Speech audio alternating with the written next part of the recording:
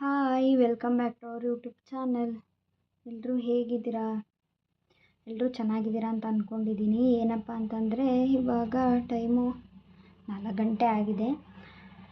4 ಗಂಟೆಯಲ್ಲಿ ಏನು ವೀಡಿಯೋ ಮಾಡೋಕ್ಕೆ ಬಂದಿದ್ದೀನಿ ಅಂತಂದರೆ ನಾನು ಕೇಳಿದ್ದೆ ನನ್ನ ಬಗ್ಗೆ ಏನಾದರೂ ಡೌಟ್ ಇದ್ದರೆ ಕಮೆಂಟ್ಸ್ ಮಾಡಿ, ಯೂಟ್ಯೂಬಲ್ಲಾದರೂ ಆಯಿತು ಮತ್ತು ಇನ್ಸ್ಟಾಗ್ರಾಮಲ್ಲೂ ಹಾಕಿದ್ದೆ DM ಮಾಡಿ ಅಂತ.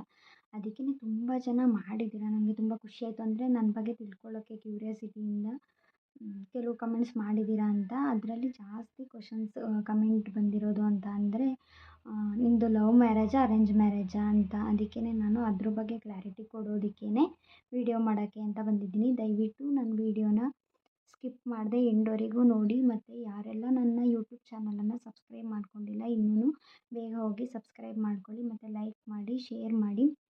ಏಕೆಂದರೆ ನೀವು ಹೆಚ್ಚೆಚ್ಚು ನನ್ನ ವೀಡಿಯೋಸ್ನ ನೋಡ್ತಿದ್ರೆ ಮತ್ತು ಲೈಕ್ ಮಾಡ್ತಿದ್ರೆ ನಮಗೂ ಒಂಥರ ಖುಷಿ ಸಿಗುತ್ತೆ ಅಲ್ವಾ. ಅಂದರೆ ನಮ್ಮ ಒಂದು ಲೈಫ್ ಸ್ಟೈಲು ನೋಡೋಕ್ಕೆ ಇಷ್ಟಪಡ್ತಾರೆ ಮತ್ತು ನಮ್ಮನ್ನು ಜನ ನೋಡೋದಕ್ಕೆ ಇಷ್ಟಪಡ್ತಾರೆ ಅಂತ ನಮಗೂ ತುಂಬಾ ಖುಷಿ ಆಗುತ್ತೆ. ಅದಕ್ಕೇ ಎಲ್ಲರೂ ಹೀಗೆ ಸಪೋರ್ಟ್ ಮಾಡಿ ಅಂತ ಕೇಳ್ಕೊತೀನಿ. ಏಕೆಂದರೆ ನಿಮ್ಮ ಸಪೋರ್ಟ್ ಇಲ್ಲದೆ ನಾವು ಏನೂ ಮಾಡೋಕ್ಕಾಗಲ್ಲ. ಏಕೆಂದರೆ ನೀವು ನಮ್ಮ ವೀಡಿಯೋಸ್ನ ನೋಡ್ತಾ ಇದ್ರೇ ಅಲ್ವಾ ನಮಗೂ ಖುಷಿ ಸಿಗೋದು.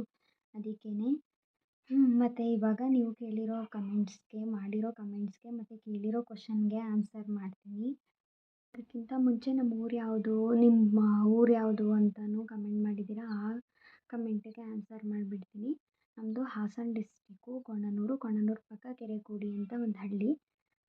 ಫಸ್ಟ್ ಆಫ್ ಆಲ್ ನಮ್ಮದು ಲವ್ ಮ್ಯಾರೇಜಾ ಅರೇಂಜ್ ಮ್ಯಾರೇಜಾ ಅಂತ ಕೇಳಿದ್ದೀರಾ. ಹೇಳಬೇಕು ಅಂದರೆ ನಿಜ ಹೇಳಬೇಕು ಅಂದರೆ ಎರಡೂ ಹೌದು. ಲವ್ ಮ್ಯಾರೇಜು ಹೌದು, ಒಂದು ಕಡೆ ಅರೇಂಜ್ ಮ್ಯಾರೇಜು ಹೌದು.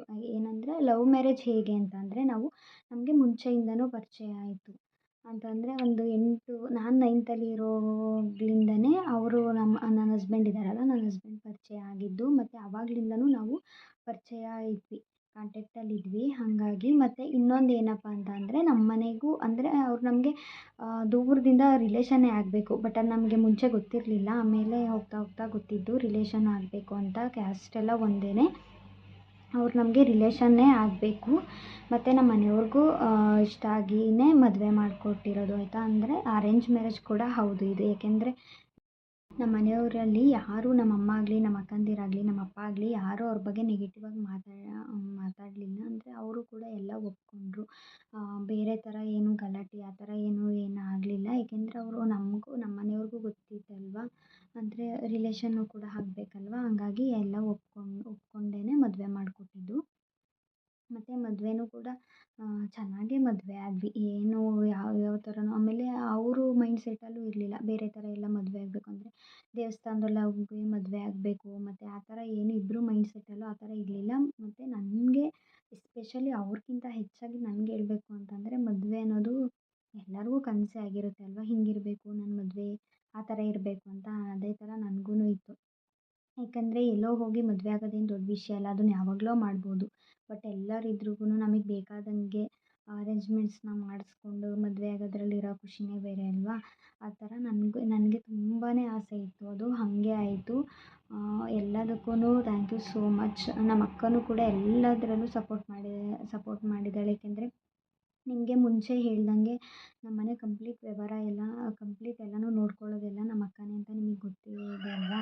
ಹಾಗಾಗಿ ಅವಳು ತುಂಬ ಓಡಾಡಿದ್ದಾಳೆ. ನನ್ನ ಮದುವೆ ಟೈಮಲ್ಲಂತೂ ಅವಳು ಮನೆಗೆ ಬರ್ತಿದ್ದೆ 11 ಗಂಟೆ, 11:15 ಇನ್ವಿಟೇಷನ್ ಕಾರ್ಡ್ ಕೊಡಬೇಕಿತ್ತು. ಏಕೆಂದರೆ ಈಗ ನಮ್ಮ ಫ್ಯಾಮಿಲಿ ಆಗಲಿ ಬೇರೆಯವರಾದ್ರೂ ಕೂಡ ನಾವು 3 ಜನ ಹೆಣ್ಮಕ್ಳಾಗಿರೋದ್ರಿಂದ ಯಾರೂ ಸಪೋರ್ಟ್ ಮಾಡಲ್ಲ.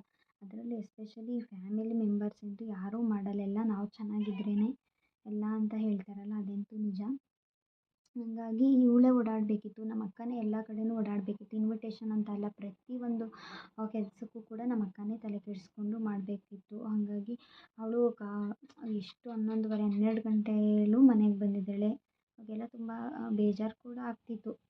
ಏಕೆಂದರೆ ಒಬ್ಬಳು ಹುಡುಗಿಯಾಗಿ ಎಲ್ಲನೂ ನಿಭಾಯಿಸೋದು ತುಂಬಾ ಕಷ್ಟ. ಈಗ ಹುಡುಗರು ಏನೂ ಮಾಡಿಕೊಡಲ್ಲ. ಈವನ್ ನಮ್ಮ ಮನೆಗೆ ಆಗಲಿ ನನಗೆ ಆಗಲಿ ಏನಾದರೂ ಬೇಕು ಬೇಡ ಎಲ್ಲನೂ ನೋಡ್ಕೊಳ್ಳೋದು ಅವಳೇನೆ. ನನಗೆ ಏನಾದರೂ ಬೇಕು ಅಂತ ಕೇಳಿದ್ರೂ ತಂದು ಕೊಡೋದು ಅವಳೇನೆ.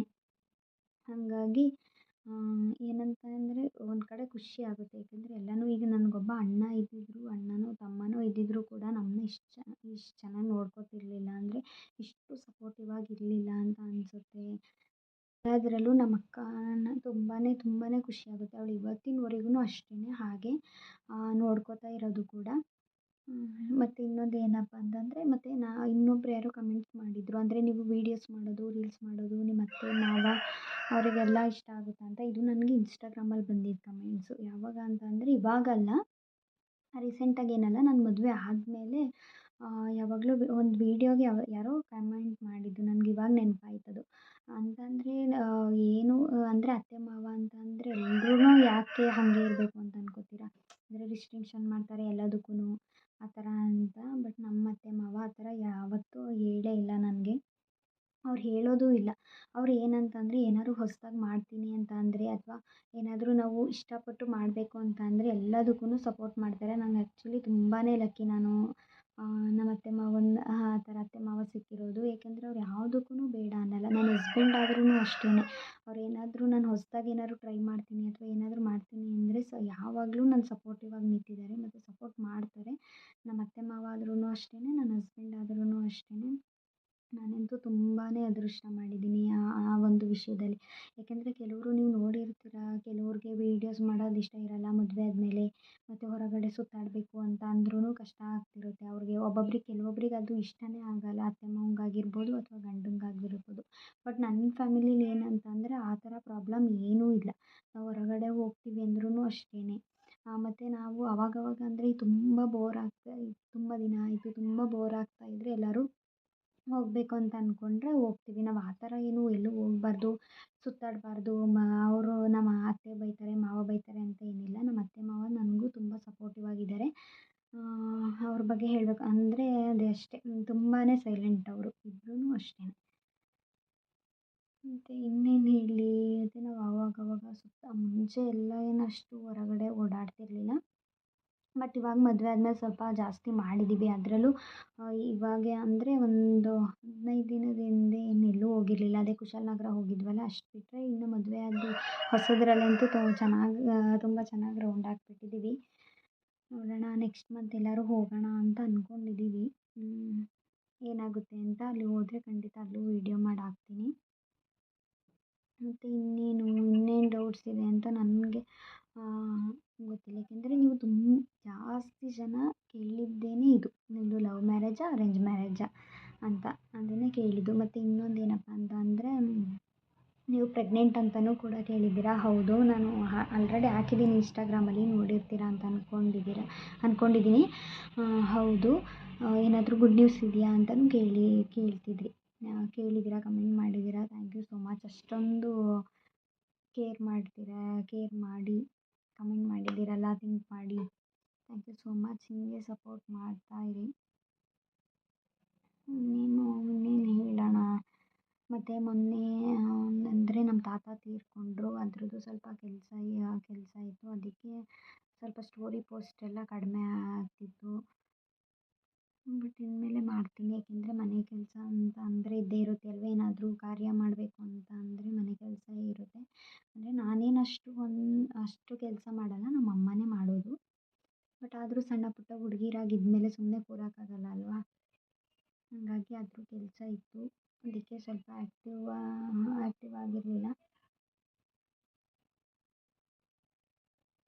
ಮತ್ತು ನಿಮ್ಮ ಫಸ್ಟ್ನೇ ಅಕ್ಕನ್ನ ಜಾಸ್ತಿ ನೀವು ತೋರಿಸಲ್ಲ, ಅವ್ರದ್ದು ಏನು ಫೋಟೋಸ್ ಆಗಲಿ ವೀಡಿಯೋಸ್ ಆಗಲಿ ಜಾಸ್ತಿ ಹಾಕಲ್ಲ ಅಂತ.